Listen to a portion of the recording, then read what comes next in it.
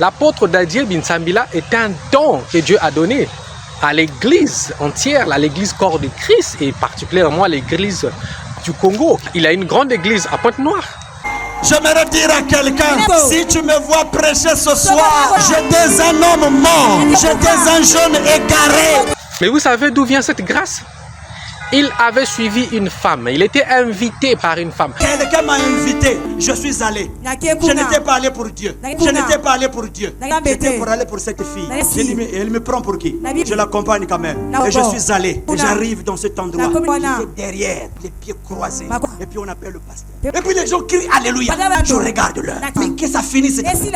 C'est quelqu'un qui était un rastaman. Voir la vie, parce que j'ai été un rastaman. Avec de l'ox, nous dansons le reggae. Après des années, j'étais fatigué avec le reggae. J'ai coupé mes cheveux. Je suis devenu un crack. Donc, nous soulevons les pantalons. Ceux qui ne s'habillaient pas avec nous, on les appelait des ngaïas. Il est venu parce qu'il a suivi une femme.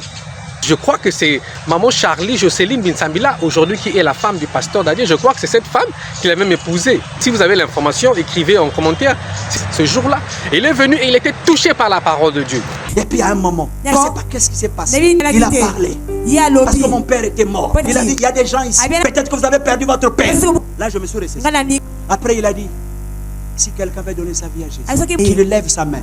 Moi, j'avais levé les deux mains. Frères et sœurs, quand on a prié, le jour que je suis sorti de cette réunion, quelque chose s'est passé. Vous ne connaissez pas la grâce de Dieu. Si certainement cette femme avait demandé conseil à un diacre, à un ancien, est-ce qu'il y a un frère, il y a un sapeur, un gars, un rastaman qui a besoin de moi? Est-ce que je peux l'inviter à l'église? Je crois qu'un diacre, TTS, très spirituel, aurait dit non. Il n'y a pas le rapport entre la lumière et les ténèbres. Non! Alors on est parfois trop dur là où Dieu il est souple. Ne limitez pas la grâce de Dieu.